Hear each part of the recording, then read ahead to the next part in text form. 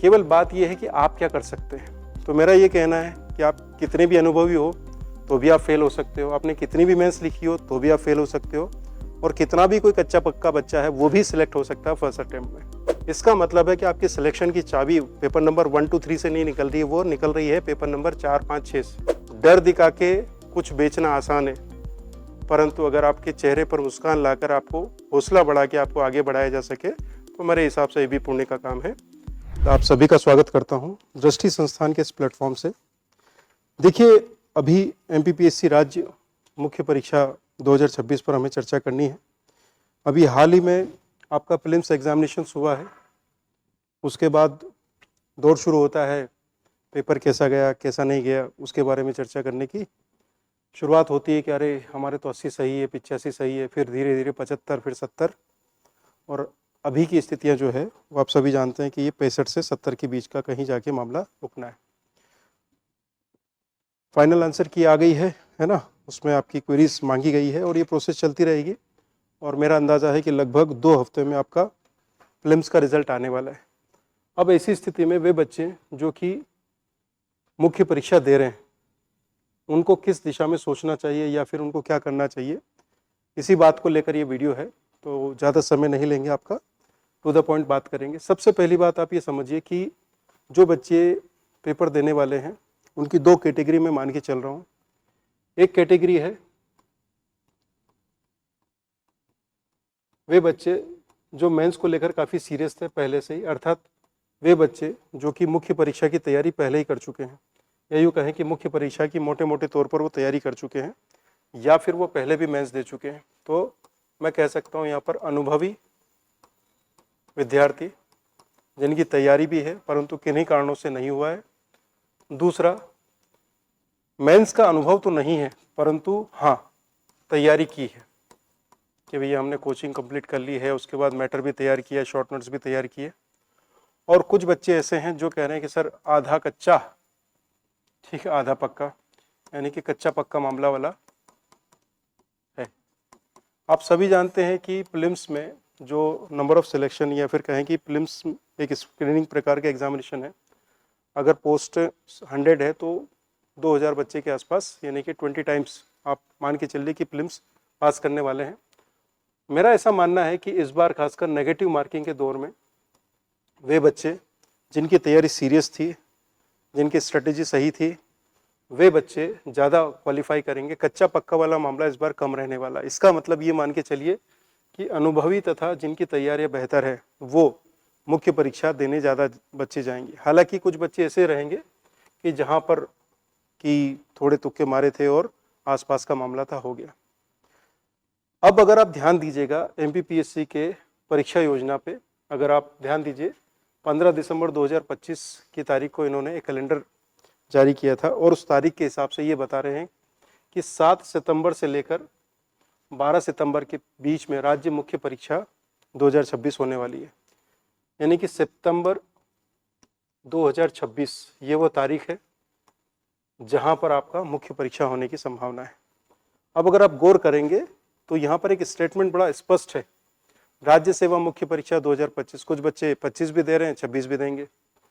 तो यहाँ पर उन्होंने एकदम स्पष्ट लिखा है कि माननीय उच्च न्यायालय के आदेश के पश्चात आयोजित की जा सकेगी।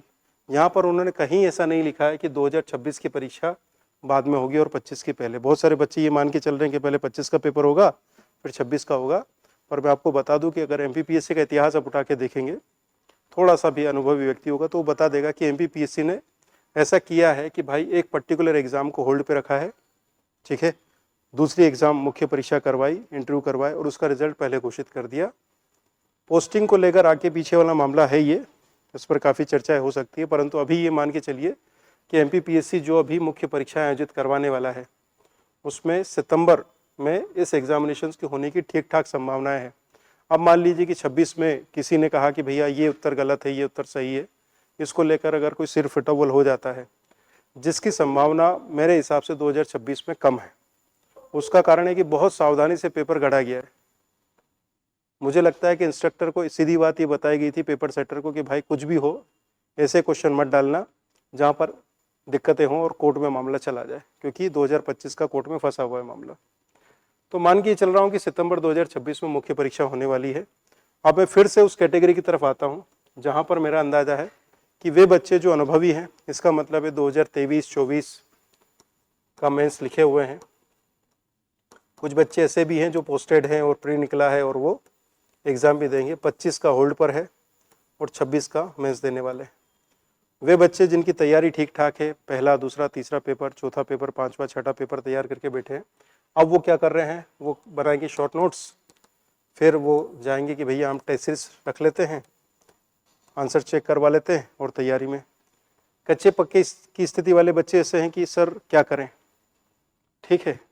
तो रणनीति, हालांकि मेरा मानना ये है कि रणनीति हर बच्चे के हिसाब से होनी चाहिए अलग अलग, क्योंकि हर बच्चा अलग अलग स्तर पर खड़ा होता है, उसको अपनी कमज़ोरी या ताकतों का अंदाज़ा होता है, और अगर वो किसी बेहतर व्यक्ति से मार्गदर्शन ले व्यक्तिगत स्तर पर तो सबसे बेहतर रणनीति होती है।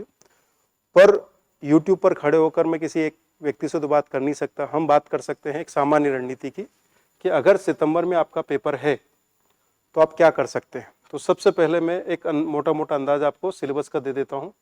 वे बच्चे जिनको सिलेबस पता तो है परंतु फिर भी अभी बात करने में आसानी रहेगी, आपके पास 6 पेपर हैं, ठीक है।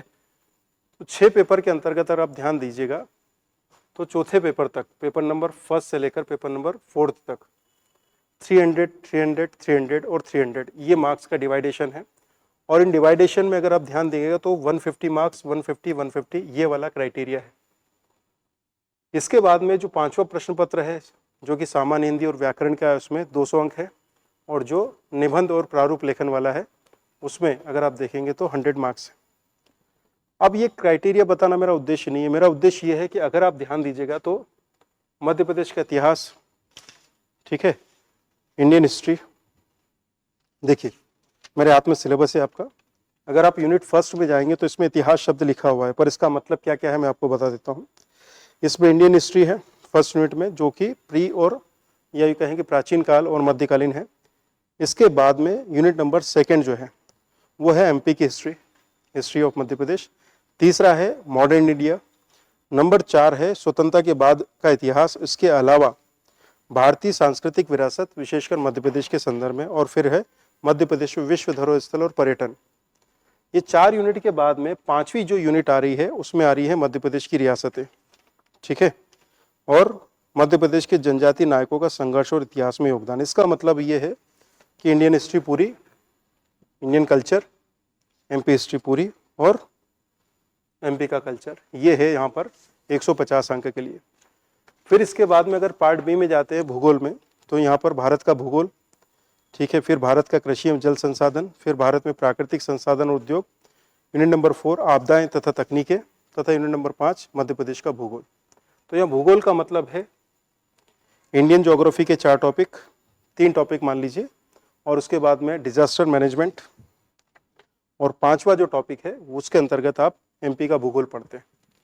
इसका मतलब एकदम भारी भरकम सिलेबस है फर्स्ट यूनिट का, और इसका विस्तार काफ़ी ज़्यादा आता है, खासकर इंडियन हिस्ट्री में अगर आप देखेंगे तो वहाँ पर विस्तार का दायरा काफ़ी ज़्यादा चला जाता है। इसके बाद पेपर 2 में अगर आप जाएंगे तो लिखा राजनीति विज्ञान है, पर इसका मतलब क्या है, यूनिट नंबर 1 इसमें आप भारतीय संविधान, वैचारिक तत्व और संघवाद। इसके बाद यूनिट नंबर 2 जिसमें अगर आप ध्यान दीजिएगा तो पहले में भारतीय निर्वाचन आयोग CAG, यूपीएससी, एमपीपीएससी तथा नीति आयोग। वहीं यूनिट नंबर 2 में जाति, धर्म, वर्ग, जातीय, भाषा, लिंग की भूमिका भारतीय राजनीति में, जो कि पॉलिटिकल साइंस का एक टॉपिक है। इसके बाद यूनिट नंबर 3 लोकतंत्र की विशेषताएं, समुदाय आधारित संगठन, गैर सरकारी संगठन, स्व सहायता समूह, फिर मीडिया की भूमिका, समस्याएं, फिर एक थिंकर वाला पोर्शन है जो कि पहले इथिक्स के पेपर में हुआ करता था, भारतीय राजनीतिक विचारक। फिर इसके बाद में आप आ जाते हैं यूनिट नंबर 4 में। इसमें मध्य प्रदेश आप मोटा मोटा कह सकते हैं कि मतलब मध्य प्रदेश की पॉलिटी है, और फिर यूनिट नंबर 5 इसमें भी मध्य प्रदेश की पॉलिटी, परंतु पॉलिटी से ज़्यादा यहाँ पर एकदम स्पेसिफाइड टॉपिक दे रखे हैं एमपी के संदर्भ में, जैसे मध्य प्रदेश की राजनीति में महिलाओं का योगदान, मध्य प्रदेश की राजनीति में समसामयिक मुद्दे। इधर यूनिट नंबर 4 में जवाबदेही और अधिकार के अंतर्गत प्रतिस्पर्धा आयोग, अनुसूचित जाति आयोग, अनुसूचित जनजाति आयोग, पिछड़ा वर्ग आयोग आदि की बात है। यानी कि यूनिट नंबर 1 से लेकर 4 तक अगर आप इंडियन पॉलिटी और उसके पॉलिटिकल साइंस के सब्जेक्ट देखेंगे तो वो आ जाएगा यूनिट वाइज, और फिर एमपी की पॉलिटी। वहीं समाजशास्त्र में अगर आप देखेंगे तो समाजशास्त्र में 4 यूनिट्स हैं, 4 और 1 5 यूनिट्स हैं। इनका एकदम स्पेसिफाइड सिलेबस है सोशियोलॉजी का, इससे दाएं बाएं नहीं है। बस इसमें ध्यान रखिएगा, इसमें तड़का किस चीज़ का लगा है, इसमें तड़का है मध्य प्रदेश की जनजातियों या समाज और कल्चर का। अगर आप थोड़ा सा देखेंगे, जैसे कि मध्य प्रदेश में जनजातियों की स्थिति, सामाजिक संरचना, रीति रिवाज, मध्य प्रदेश में विश्वास विवाह आदि आदि आदि। फिर आप यूनिट नंबर 3 ये यूँ कहें कि पेपर नंबर 3 में आते हैं, तो यहाँ पर आपको भारतीय अर्थव्यवस्था के विभिन्न पहलू, पहली यूनिट है जिसमें भारतीय अर्थव्यवस्था की प्रमुख विशेषताएं, विकसित भारत एक्ट 2047, कृषि उद्योग और सेवा क्षेत्र का क्षेत्रीय योगदान, राष्ट्रीय आय की विभिन्न अवधारणाएं, यहाँ से शुरू होता है। इसका मतलब है कि मोटे मोटे तौर पर ये इंडियन इकोनॉमी को कोरिलेट करता है। उसके बाद में कराधान तथा नीति परिदृश्य, आप फिर इंडियन इकोनॉमी के अन्य टॉपिक हैं, इसमें अंतर्राष्ट्रीय संस्थाएं भी आ जाती हैं। फिर यूनिट नंबर 3 में आएंगे तो मध्य प्रदेश की अर्थव्यवस्था का अवलोकन है, ठीक है। इसके बाद में यूनिट नंबर 4 में सामाजिक आर्थिक विकास, यानी कि आप इसमें 2 यूनिट जो है वो इंडियन के संदर्भ में और 2 यूनिट जो है वो एमपी के संदर्भ में। 5वीं यूनिट जो दे रखी है वो स्टैटिक्स का एक टॉपिक है, जिसमें समंक, संकलन की विधियां, माध्य, माध्यमिका, बहुलक आदि की बातें हो रही। बेसिकली एक अलग यूनिट है जो इन्होंने इकोनॉमिक्स वाले सेगमेंट में डाल दी, जिसको आप इकोनॉमिक्स में बोल नहीं सकते। इसके बाद पेपर नंबर 3 की खतरनाक यूनिट, विज्ञान, तकनीकी और जन स्वास्थ्य। इसमें यूनिट नंबर 1 है सामान्य विज्ञान, उसके बाद कंप्यूटर विज्ञान, फिर गणितीय विज्ञान, फिर यूनिट नंबर 3 में आयुष, आयुर्वेद, योगा, षोडश संस्कार। यूनिट नंबर 4 में राष्ट्रीय स्वास्थ्य कार्यक्रम, विभिन्न बायोमार्कर, हेमेटोलॉजी, बायोकेमिस्ट्री, सीरोलॉजी के सामान्य स्तर की जानकारी, प्राथमिक स्वास्थ्य देखभाल। और यूनिट नंबर 5 में फिर आ जाएंगे पर्यावरण से रिलेटेड मामले। तो यहाँ पर यूनिट नंबर 3 खत्म होती है। फिर एथिक्स का पूरा पेपर है, फिर आपका सामान्य हिंदी व्याकरण, और फिर 6ठा प्रश्न पत्र हिंदी निबंध और प्रारूप लेखन। देखिए, आज मेरा उद्देश्य ये नहीं है कि मैं आपके पूरे सिलेबस पे चर्चा करूं, क्योंकि इसके लिए अलग अलग स्पेशलाइज्ड टीचर आएंगे आपके बीच में यूट्यूब पर, और वो आपको अपने अपने पेपर पर विस्तार से चर्चा करेंगे। मेरा उद्देश्य यही है कि अगर आप ध्यान दें तो इतिहास, भूगोल, पॉलिटी, समाजशास्त्र, अर्थशास्त्र, science and technology, disaster management, दर्शन शास्त्र में तो 6-7 सब्जेक्ट अपने आप में भरे पड़े हैं यहाँ पर एथिक्स के पेपर में। फिर हिंदी है, व्याकरण है, फिर निबंध है और प्रारूप लेखन है। तो ये जो 6 पेपर है, ये पूरा का पूरा एक, या यूँ कहें कि पूरा का पूरा एक पहाड़ है। अगर कोई नया बच्चा है और वो अगर गलती से मैच दे रहा है, तो ये मान के चलिए कि सिलेबस में अगर वो मोटे मोटे तौर पर लिख आए, पेपर अटेम्प्ट कराए, तो बड़ी बात है। 3 महीने में कोई बच्चा ये कहे कि हम पूरा सिलेबस करके लिख आएंगे सर, तो फिर मैं कहूँगा कि विशेष प्रतिभा है, अगर उसने पहले नहीं पढ़ा है तो। क्राइटेरिया भी अगर आप देखेंगे भैया, 2 मार्कर है, 7 मार्कर है, 10 मार्क है, तीनों पेपर में चलता है। चौथे पेपर में जाते हैं तो वहाँ पर 2 मार्कर है, 7 मार्कर है और 11 मार्कर, और फिर केस स्टडी एथिक्स के पेपर में। हिंदी के पेपर का मार्किंग पैटर्न अलग है, और उसी तरह से एसए के पेपर का भी मार्किंग पैटर्न आपको अलग मिल जाएगा।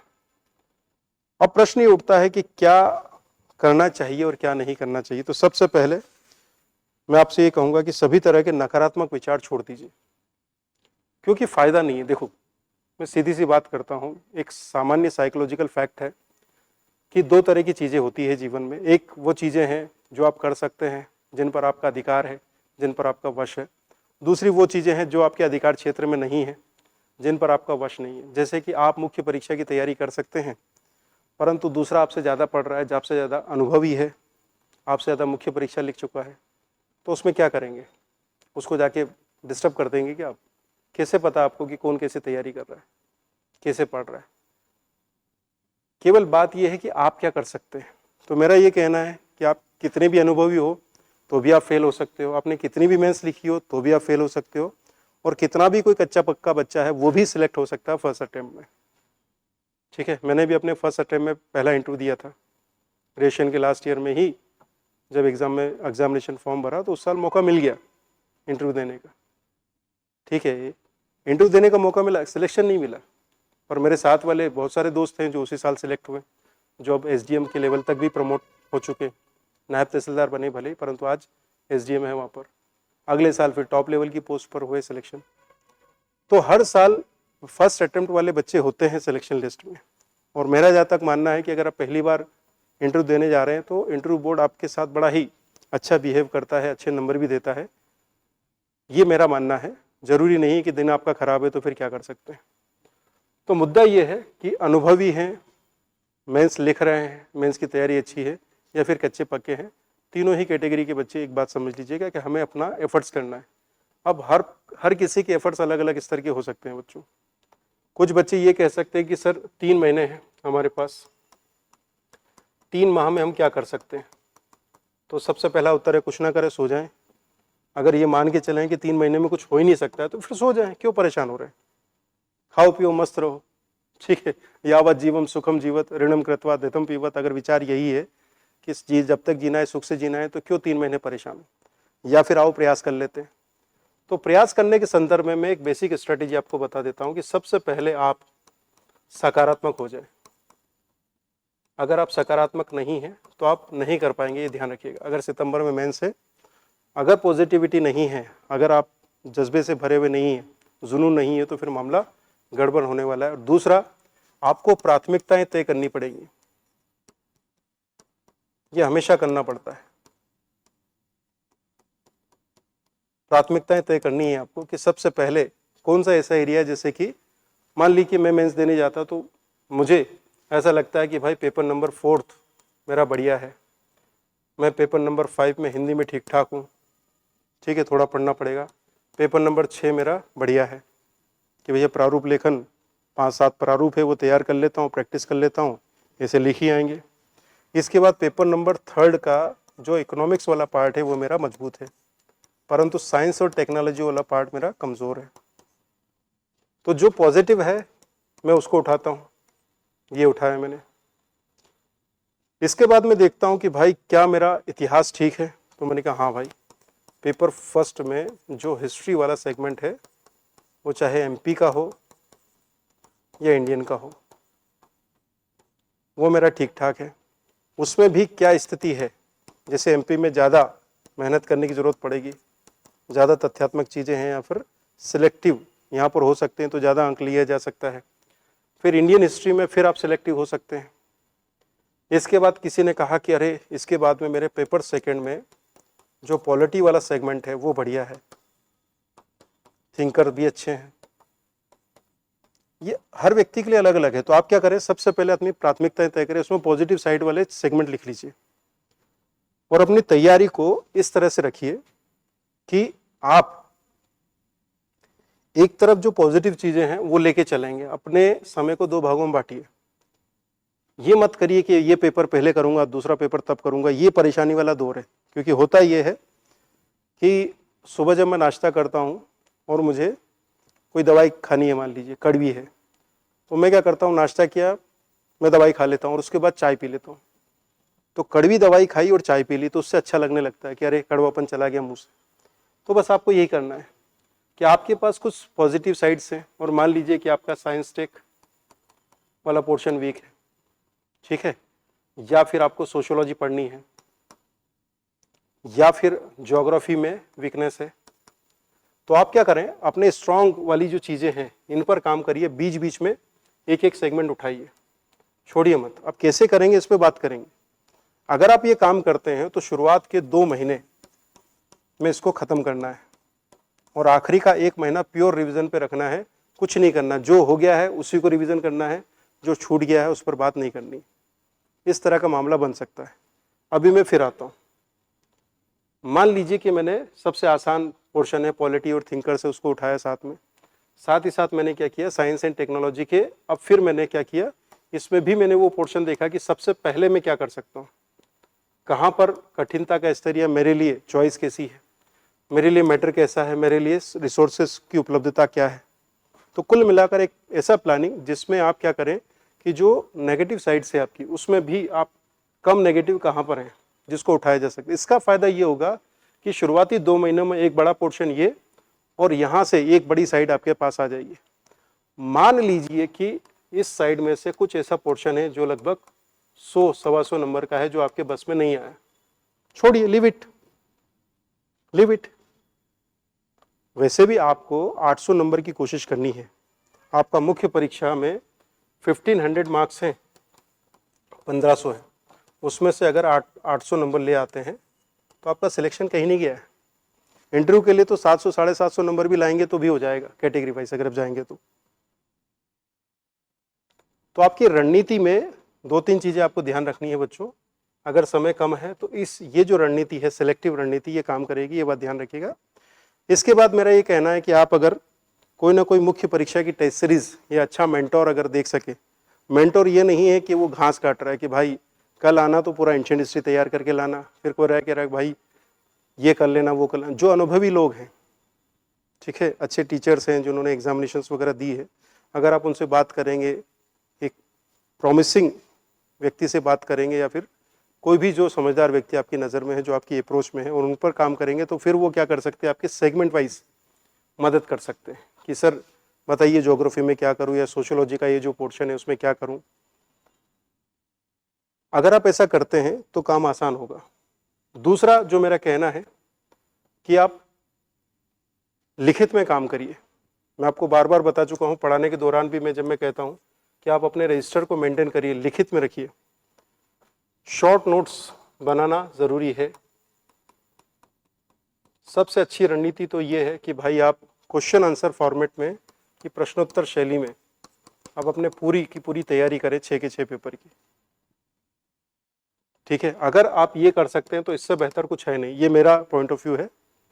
कुछ बच्चे इससे बहुत फायदा लेते हैं। अदरवाइज शॉर्ट नोट्स कि आपने कोई भी टॉपिक पढ़ा तो आपकी नज़र ये होनी चाहिए कि इसमें कैसे 2 अंक के क्वेश्चन बन सकते हैं, कैसे 7 अंक के बन सकते हैं, कैसे 10 अंक वाले बन सकते हैं, और अगर आप इथिक्स के पेपर में तो कैसे 11 अंक वाले बन सकते हैं।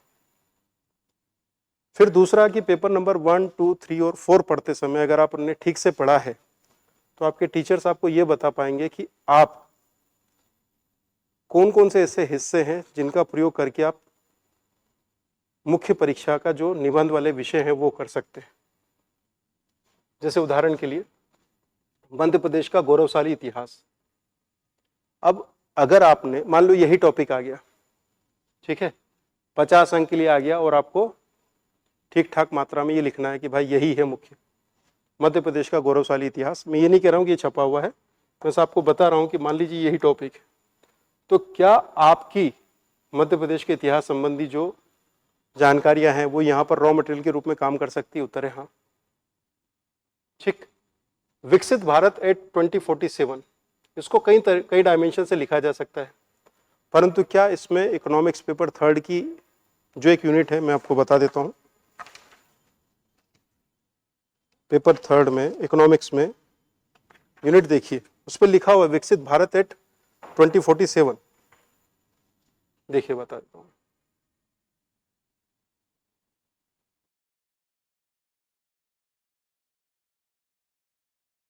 ये पार्ट भी है और जी, विकसित भारत एट 2047 खत्म। अगर आपने इकोनॉमिक्स का दूसरा ही टॉपिक तैयार कर रखा है तो आपने एक निबंध, तो आप ये कर सकते हैं कि आप निबंध के सिलेबस को सामने रखिए और सामने रखते हुए उसके जो टॉपिक्स हैं उनको खोजने की कोशिश करिए कि आपके सिलेबस में कहाँ कहाँ तक पहुँचता है। और अगर आप खोजेंगे तो सोशियोलॉजी में, हिस्ट्री में, एथिक्स में, इकोनॉमिक्स में, ठीक है, यहाँ तक कि साइंस और टेक्नोलॉजी पेपर नंबर 3 में, स्वास्थ्य में, ये टॉपिक आपको मिलेंगे। मैं फिर बता रहा हूँ कि जो ऐसे वाला टॉपिक है, बच्चे परेशान हैं ऐसे को लेकर, मैं फिर कह रहा हूँ कुछ मत करिए, टॉपिक आप ध्यान में रखिए, उनसे संबंधित रॉ मटेरियल तैयार कर लीजिए, सिलेक्ट कर लीजिए, आपको मिलेंगे निबंध के विषय। एक अच्छा टीचर आपको ये बता सकता है कि भाई आप यहाँ से उठा के ये काम कर लीजिए, वो अपना सिलेबस पढ़ाते समय आपको बता देगा कि ये करना है। तो अब आप जब सेल्फ स्टडी पे बैठें, तैयारी करें, तो इन चीज़ों का ध्यान रखिएगा तो मामला बन जाएगा। इसका मतलब ये है कि आपको इस काम को साथ साथ रखना है। दूसरा है हिंदी, हिंदी का पेपर नंबर 5। अब इंग्लिश वाले बच्चों के लिए चैलेंजिंग होता है, परंतु हिंदी वाले बच्चों के लिए हलवा है। तो जिनके लिए चैलेंजिंग है वो उसको कठिन वाले हिस्से में रखें, और जिनके लिए हलवा है उसको वो सरल वाले हिस्से में रखें। और अगर सरल वाले हिस्से में है तो उसको रोज थोड़ा थोड़ा हलवा खाइए। जब भी मूड खराब होने लगे तो हिंदी उठा लीजिए, जब भी मूड खराब होने लगे तो एक ऐसे उठा लीजिए। एथिक्स अपने आप में एक नाचने गाने वाला विषय है कि बढ़िया आराम से हंसते गाते नाचते कूदते उसको करिए। तो चैलेंज आपके सामने पेपर नंबर 1, 2 और 3 ही है, परंतु एक बार फिर मैं बता देता हूँ, अगर आप इस मार्क्स के डिवाइडेशन की तरफ जाते हैं, देखिए मैं बता देता हूँ आपको यहाँ पे, अगर इस डिवाइडेशन की तरफ जाते हैं तो कौन कौन से ऐसे एरिया हैं जहाँ पर आसानी से आप नंबर कलेक्ट कर सकते हैं। तो अभी मैं मान के चल रहा हूँ कि आप सब हिंदी वाले बच्चे हैं। तो सबसे पहले पेपर नंबर 6 हिंदी निबंध और प्रारूप लेखन। प्रारूप लेखन के 5-7 प्रकार है, उनको आप ठीक से अगर प्रैक्टिस कर लेते हैं, मेरे हिसाब से ये 6 घंटे का काम है या 12 घंटे का काम मान लो, 1 दिन का मान लो, 2 दिन का मान लो। और हिंदी निबंध पर अगर आपकी अच्छी अप्रोच है तो यहाँ पर 70 नंबर आप आसानी से आउट ऑफ 100, ध्यान दीजिएगा, 70 मार्क्स आउट ऑफ 100 आसानी से ला सकते हैं। इसके बाद सामान्य हिंदी और व्याकरण, जिनकी ठीक ठाक हिंदी है, वो आराम से 120, 130 नंबर हलवा टाइप से यहाँ उठा सकते हैं।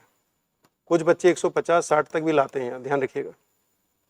इसके बाद में एथिक्स का जो पेपर है, अगर आप इसको ठीक से पढ़े हुए हैं तो ये हलवा पेपर है, हलवा जिसको मैं कहता हूँ।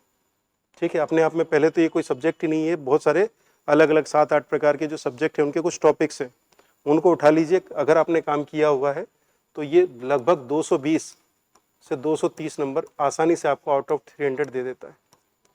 तो अगर आप बेसिक कैलकुलेशन करेंगे, 230, 100, ये हो गए 300 और 200 हो गए 500, यानी कि पेपर नंबर 4, 5 और 6 की एक ठीक ठाक तैयारी अगर आपकी है तो 450 से 500 का स्कोर आप यहीं कर चुके। अब इसके बाद में आपके पास है 900 नंबर, और अगर इसमें मान लीजिए कि आपकी 150 नंबर की तैयारी नहीं भी है तो यहाँ पर ये 650 है। और अगर एक एवरेज बच्चा जो अटेम्प्ट करके आ रहा है वो इसको अगर अटेम्प्ट करता है तो आराम से 325 से 350 नंबर लेके आ सकता है। तो 350 और 500 ये 850 अंक होते हैं, राउंड फिगर करते हैं तो भी 800 होते हैं। इसका मतलब है कि आपकी सिलेक्शन की चाबी पेपर नंबर 1, 2, 3 से नहीं निकल रही है, वो निकल रही है पेपर नंबर 4, 5, 6 से। ठीक है, फिर जो ऊपर चैलेंज है, अगर आपकी इकोनॉमिक्स ठीक है तो आप बहुत पॉजिटिव हैं, अगर आप सोशियोलॉजी आपने स्ट्रॉन्ग कर रखी है तो आपका प्लस पॉइंट है। हिस्ट्री ज्योग्राफी में ऊपर नीचे चलेगा मामला, साइंस में ऊपर नीचे हो सकता है। इस तरह से अगर आप स्ट्रेटेजी बना के काम करते हैं बच्चों तो ये मामला आपका हो सकता है। तो 2 महीने की तैयारी में आप इन सबको कंप्लीट करिए। शुरुआत 4, 5, 6 और 1, 2, 3 से करिए। ये मत करिए कि भैया पहले हम ये करेंगे, नहीं तो आपके हाथ पैर फूल जाएंगे। आप दोनों चीज़ें साथ साथ करिए, घबराइए मत, बेचैनी मत रखिए। घबराने से उल्टा नुकसान होगा आपका। नेगेटिव नहीं रहना है, पॉजिटिव रहना है। और अगर आप ऐसा करते हैं तो निश्चित ही इंटरव्यू कॉल आपको होगा, सिलेक्शन लिस्ट में भी नाम होगा आपका। आगे की तैयारी के लिए अलग अलग टीचर्स जो कि इस विषय विशेषज्ञ वो आते रहेंगे और आपको विस्तार से इस बारे में चर्चा करेंगे। एथिक्स के पेपर के लिए मैं ज़रूर आऊँगा आपके बीच में और फिर चर्चा होगी। ठीक है, तो मेरा काम था थोड़ा सा आपको मोटिवेट करना। उम्मीद है कि ये कर पाया हूँगा मैं। कोशिश ये रही होगी कि मैं बता सकूँ कि सफलता कहाँ पर है, मैं ये बता सकूँ कि पॉजिटिव साइड क्या है। डर दिखा के कुछ बेचना आसान है, परंतु अगर आपके चेहरे पर मुस्कान लाकर आपको हौसला बढ़ा के आपको आगे बढ़ाया जा सके तो मेरे हिसाब से ये भी पुण्य का काम है, और इतना पुण्य का भागीदारी तो मैं अवश्य ही लूँगा। ठीक है, चलिए, शुभकामनाएं आप सभी को। Thank you very much. दृष्टि संस्थान की तरफ से आप सबको मैं धन्यवाद अर्पित करता हूँ। धन्यवाद।